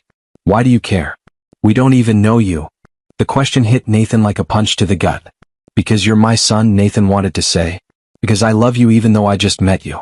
Because I've missed 8 years of your life and I'm not going to miss any more. But he couldn't say any of that. Not yet. Because your mom is important to me, Nathan said instead. And that makes you important to me too. Lucas wiped his eyes with his sleeve.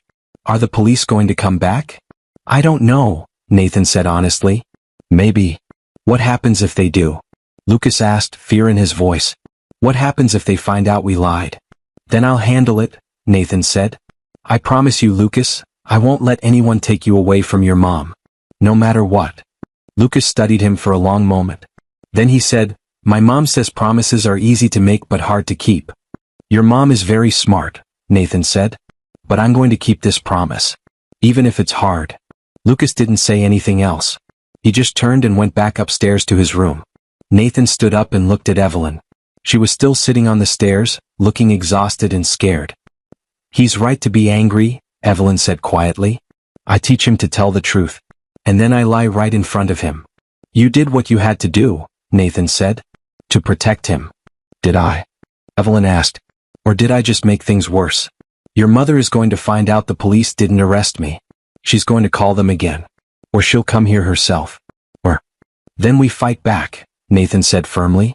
With what? Evelyn asked hopelessly. We have nothing, Nathan. No proof. No evidence. Just our word against hers. And who are people going to believe? A rich, powerful woman or a poor single mom who's been squatting in an abandoned house? Before Nathan could answer, his phone rang. He looked at the screen. It was his father, Richard. Dad. Nathan answered. Did you get the documents? I did, Richard said. His voice sounded strange. Excited but also worried. Nathan, I found something. Something big. What? Nathan asked. I need you to come to my house, Richard said. Right now. Both of you. Bring Evelyn. You need to see this in person. What did you find? Nathan asked again. Evidence, Richard said. Real, solid evidence that your mother faked Evelyn's death.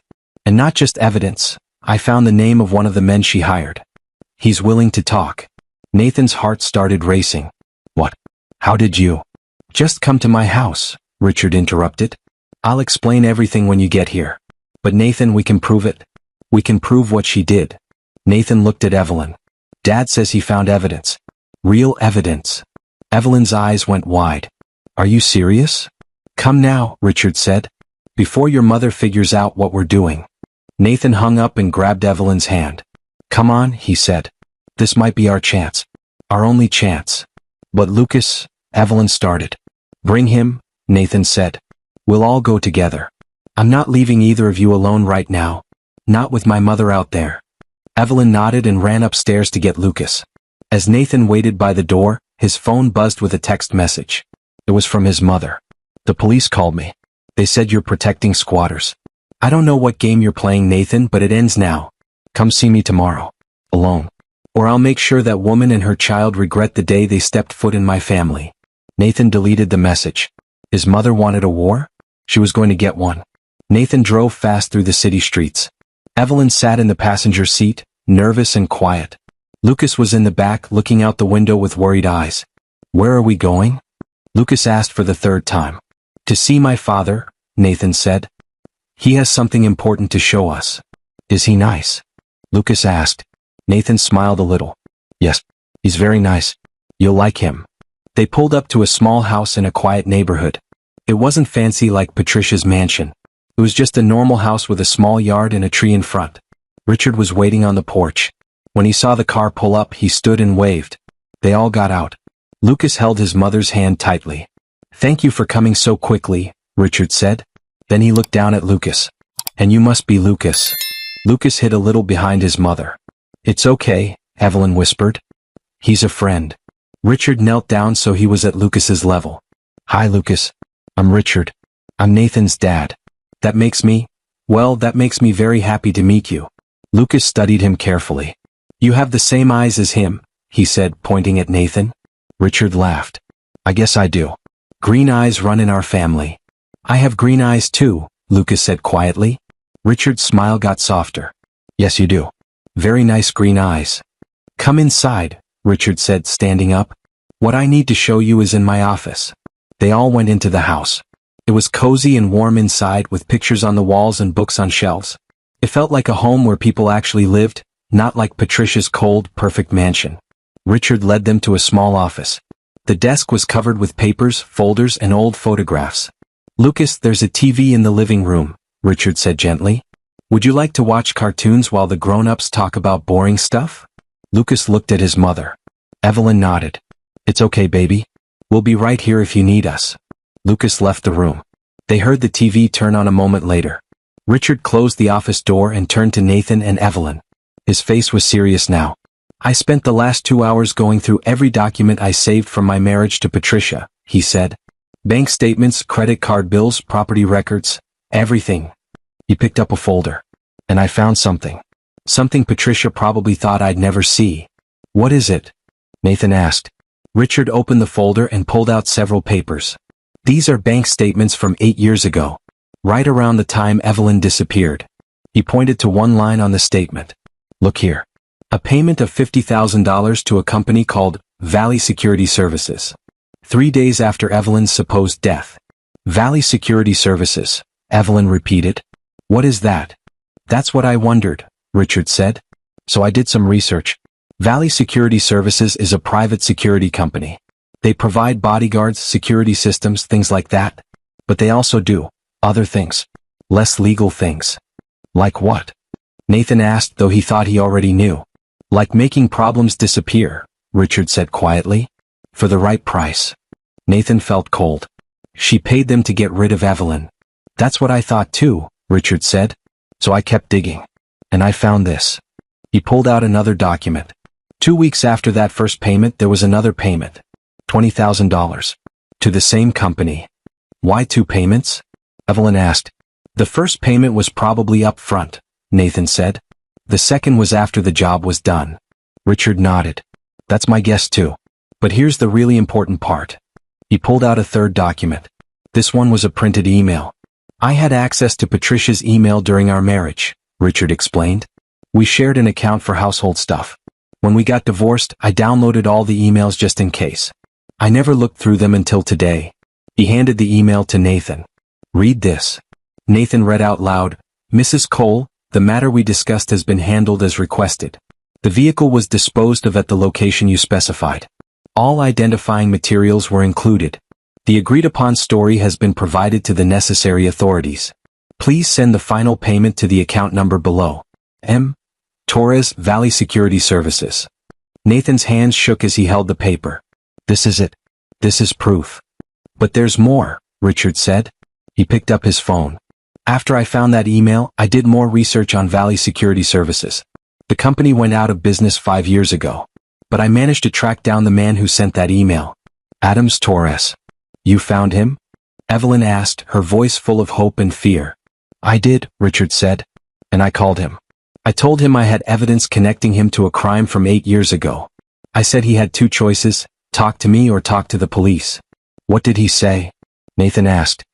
"He agreed to talk," Richard said. "He scared Nathan.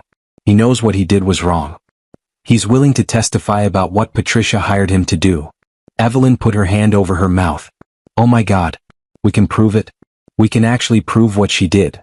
"But will a court believe him?" Nathan asked. "He's a criminal. His word against my mother's."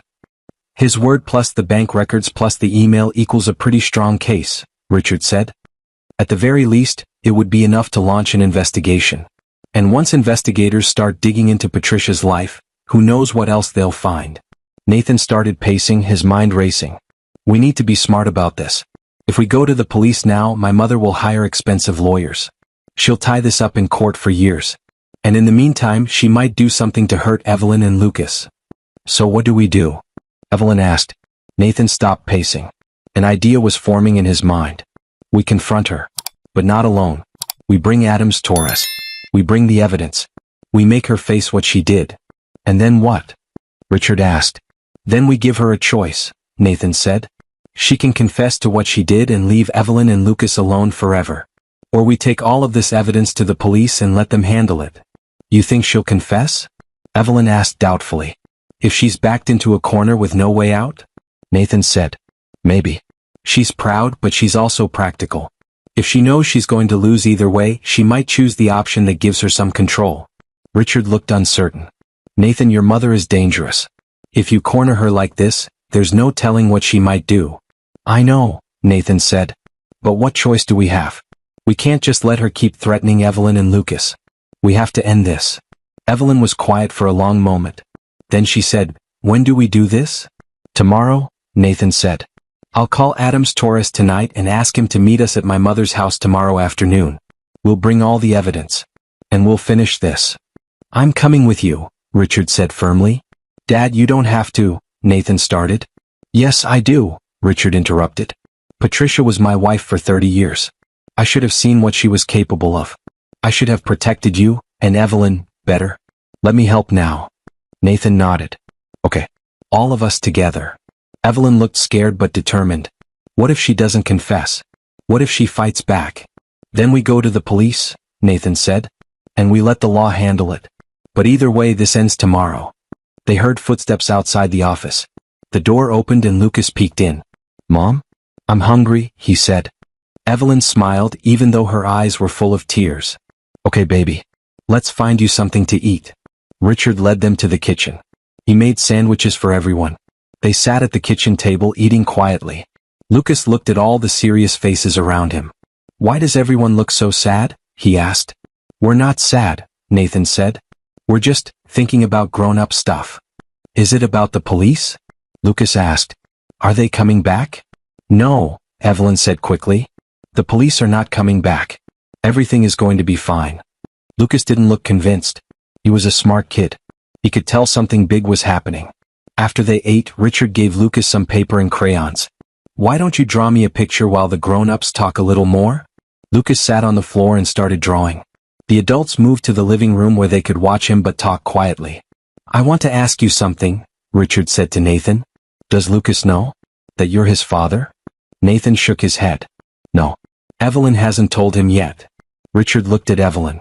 Are you planning to tell him? Evelyn's eyes filled with tears. I don't know. How do I explain it? How do I tell an 8-year-old boy that his father didn't know he existed? That his grandmother tried to make sure he was never born? You tell him the truth, Richard said gently. Children are stronger than we think.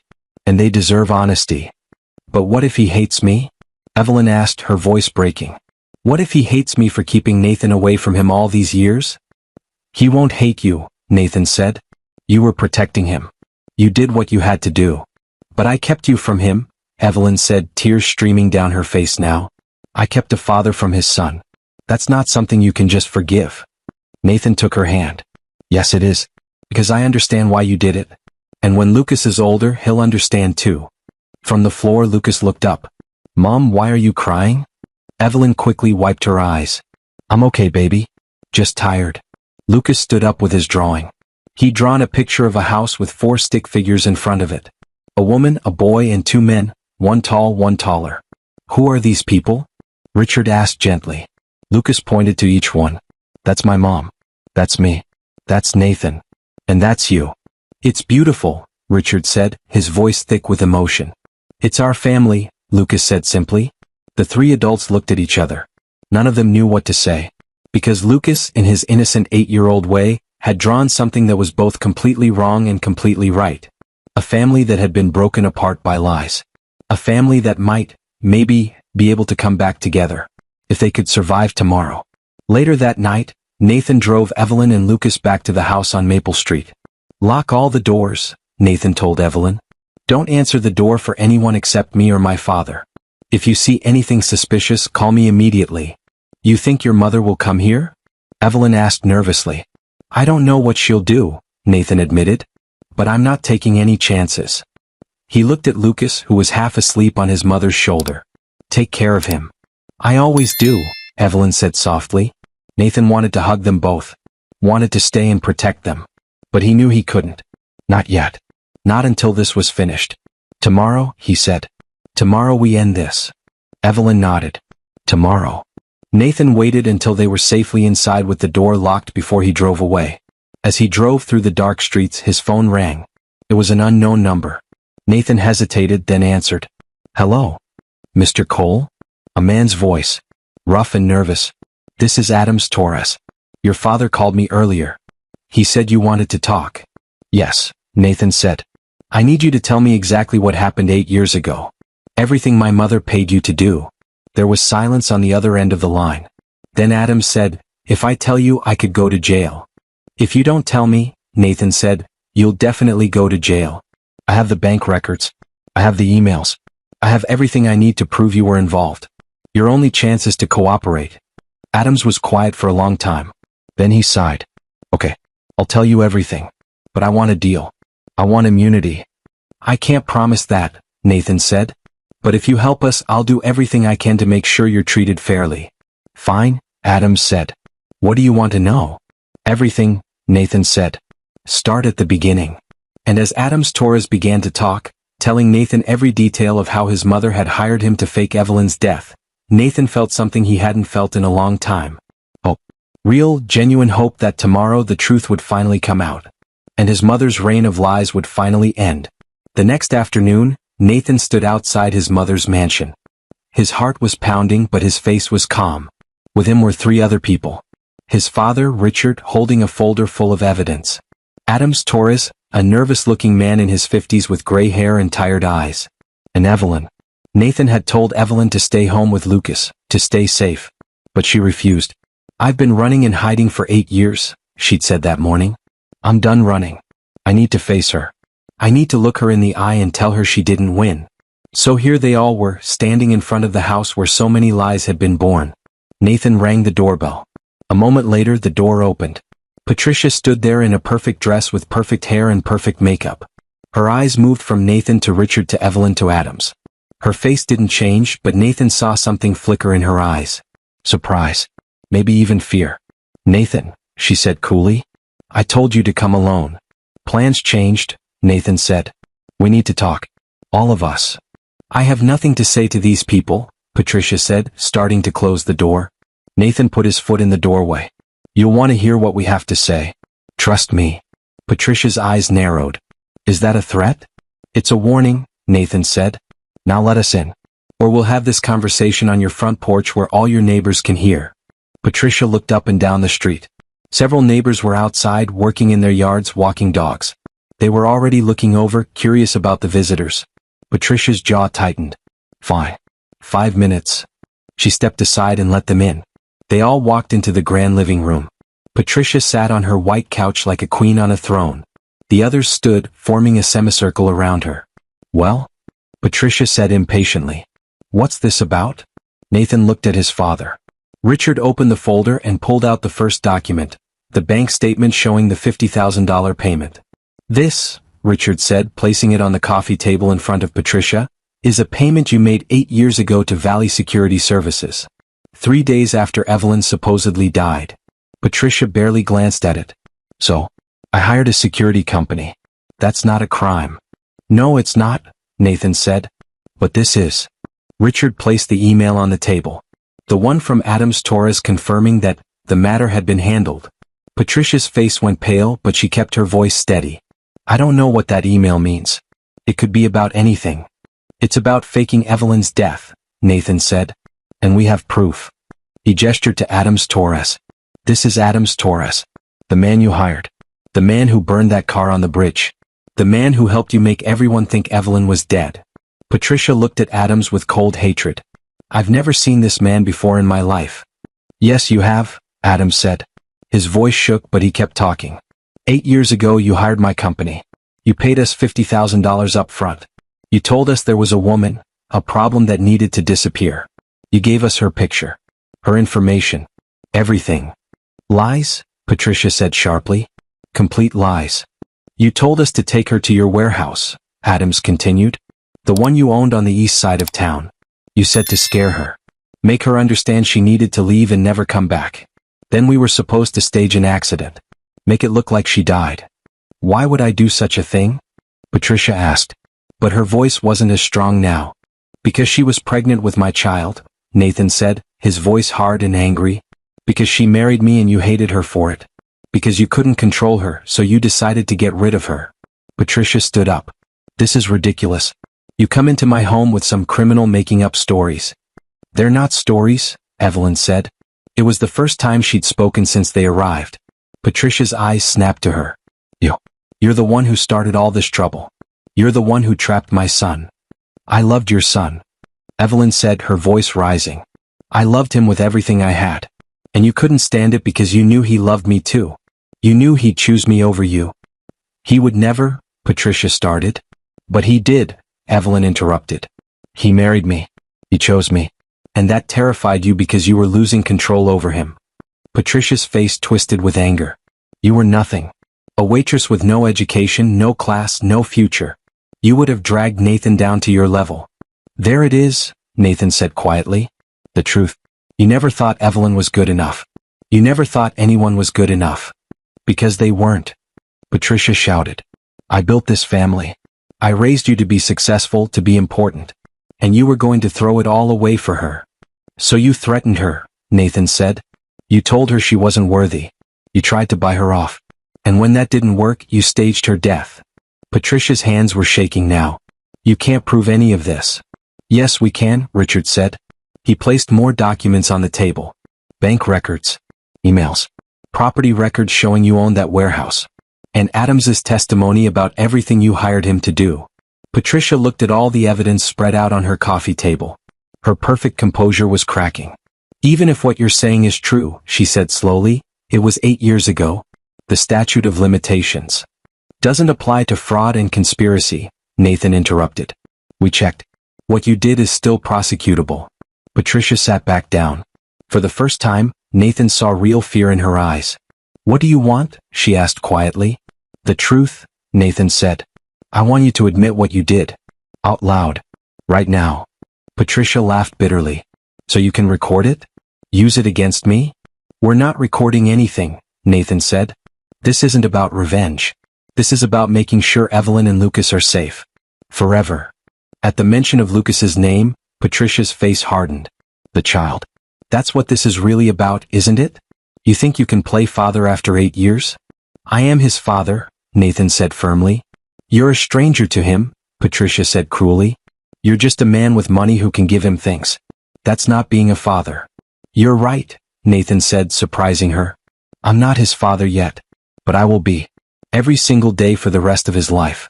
I'll be there for him in all the ways I couldn't be before. Because of you.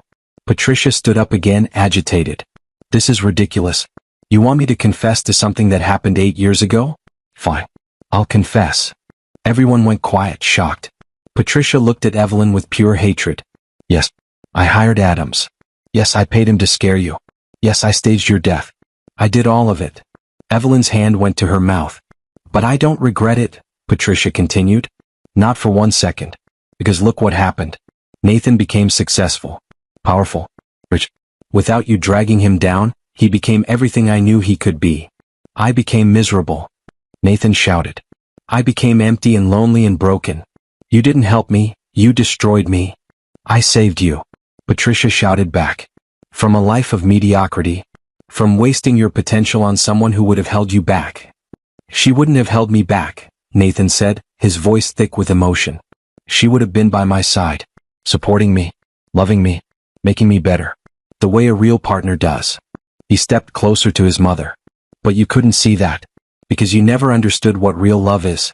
You only understand control. Patricia's eyes filled with tears, but her voice was still hard. Everything I did because I love you. No, Nathan said sadly.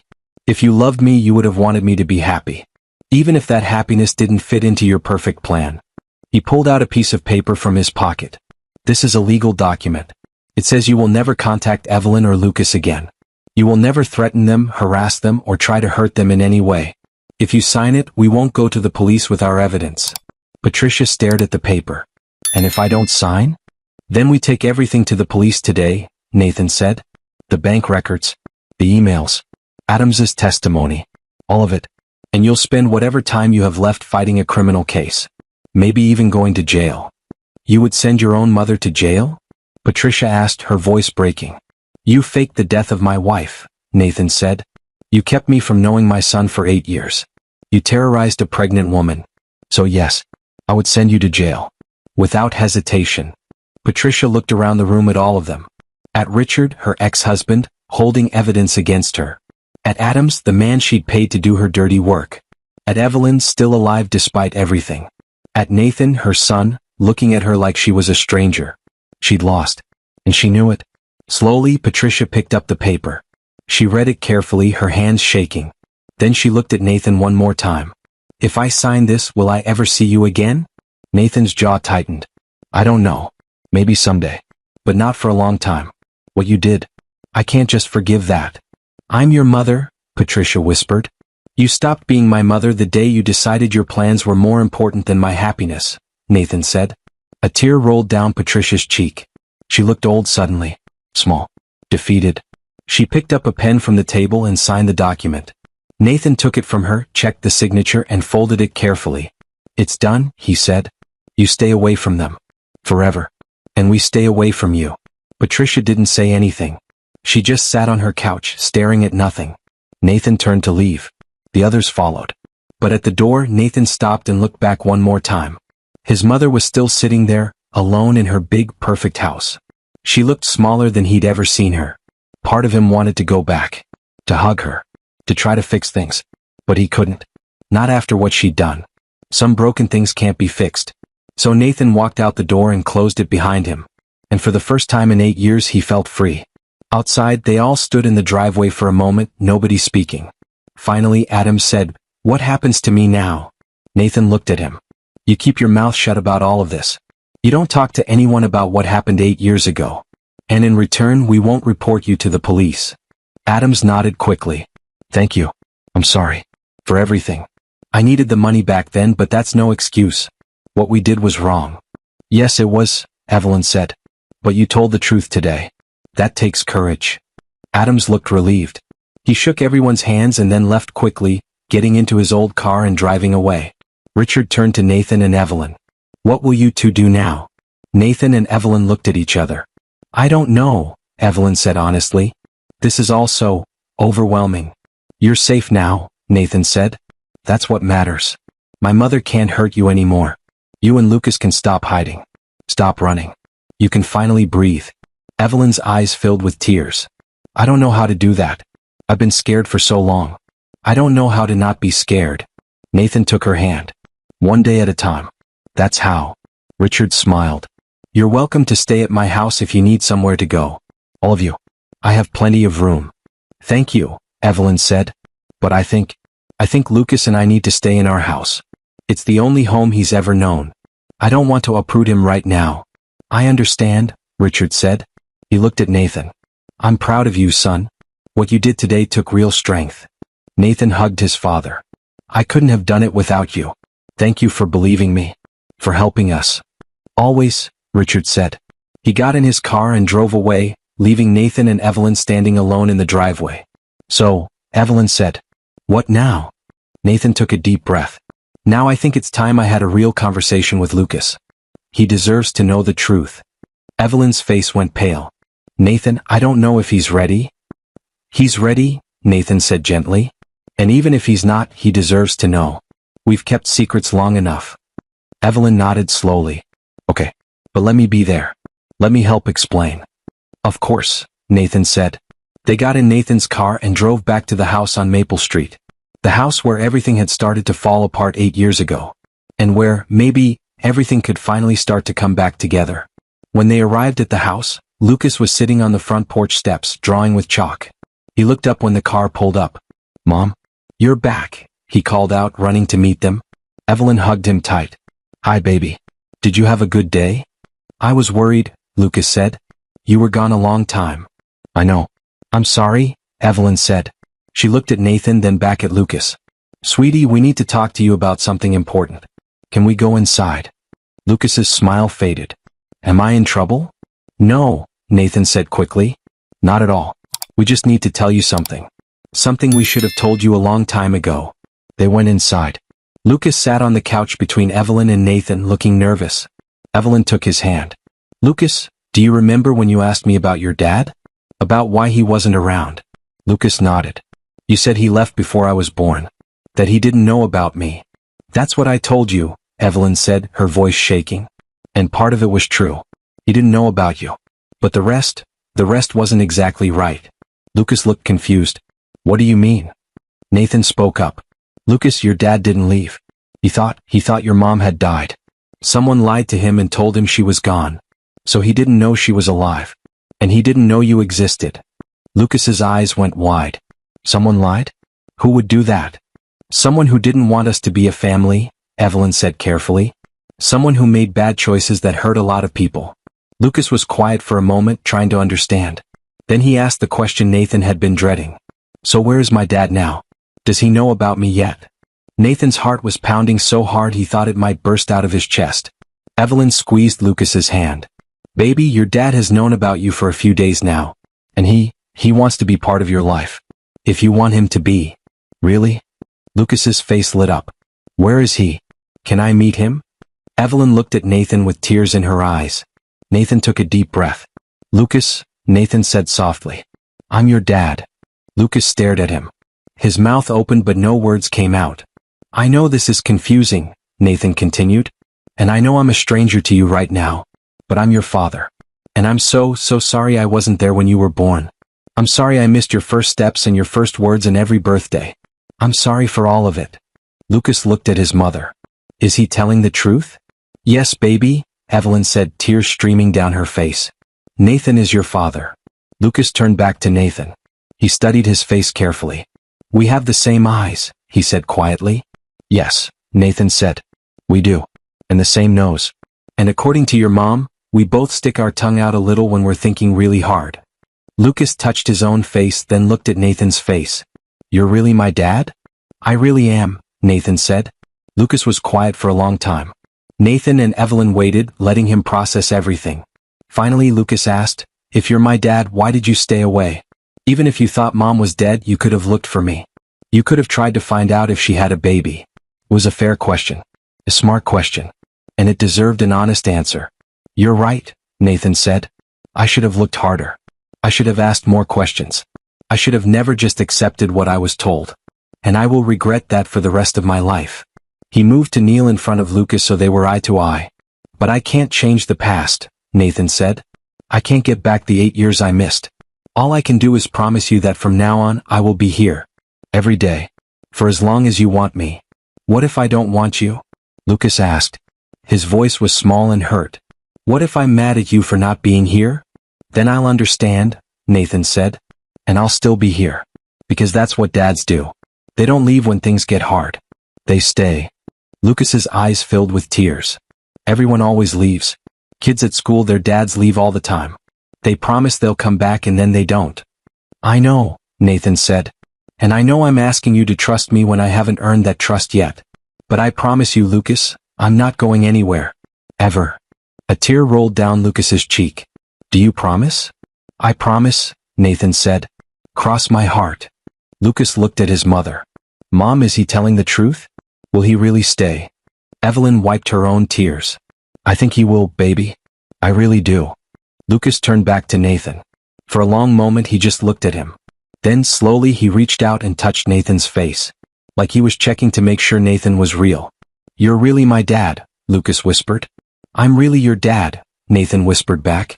And then Lucas did something Nathan didn't expect. He threw his arms around Nathan's neck and hugged him tight. Nathan hugged him back, tears streaming down his face. This little boy. His son. His child who he'd never held as a baby, never tucked into bed, never read stories to. But he was holding him now. And that was a start. I'm sorry, Nathan whispered into Lucas's hair. I'm so sorry I wasn't there. It's okay, Lucas said, his voice muffled against Nathan's shoulder. You're here now. They stayed like that for a long time. Evelyn watched them, crying happy tears for the first time in 8 years. Finally, Lucas pulled back. His face was wet with tears, but he was smiling a little. Can I ask you something? He said to Nathan. Anything, Nathan said. Do I have to call you Dad right away? Or can I call you Nathan for a while? Until I get used to it? Nathan smiled. You can call me whatever you want. Nathan is fine. Hey, you is fine. Whatever makes you comfortable. Lucas nodded. Okay. Nathan. Then he thought of something else. Do you know how to play basketball? Nathan laughed. Yes. I used to play in high school. Will you teach me? Lucas asked. I'm not very good. The other kids at school are way better. I would love to teach you, Nathan said. We can start tomorrow if you want. Really? Lucas's whole face lit up. Really? Nathan said. Tomorrow after school. We'll go to the park and practice. Lucas grinned. Then his smile faded a little. Nathan? Are you rich? Nathan was surprised by the question. Yes. I have money. Why? Mom works really hard, Lucas said seriously. 2 jobs. And sometimes she cries when she thinks I'm asleep because the bills are too much. Can you help her? So she doesn't have to work so hard. Nathan looked at Evelyn. She looked embarrassed. Lucas, that's not Nathan's responsibility, she started. Yes, it is, Nathan interrupted gently. Lucas, your mom has been taking care of you all by herself for 8 years. She's been working 2 jobs and struggling and doing everything she could to give you a good life. That's my fault. I should have been here helping. So yes, I'm going to help now. He looked at Evelyn. I'm going to take care of both of you. Not because I have to, because I want to. Because you're my family. Evelyn wiped her eyes. Nathan, I don't want your money. I just want... I know, Nathan said. You just want to be safe. You just want Lucas to have a good life. And I'm going to make sure that happens. He turned back to Lucas. And yes, I'll help your mom. So she doesn't have to work 2 jobs anymore. So she can rest. So she can spend more time with you. Lucas hugged him again. Thank you. Over Lucas's shoulder, Nathan looked at Evelyn. She mouthed the words, thank you. Nathan nodded. This was just the beginning. There was so much more to do, so much more to fix. But for now this was enough. His son was in his arms. His family was safe. And the lies that had destroyed everything were finally over. I hope you enjoyed watching it as much as I enjoyed creating it. Like, share, and comment on the lessons you've learned. Let me know where you're watching from in the comments below. See you in my next video.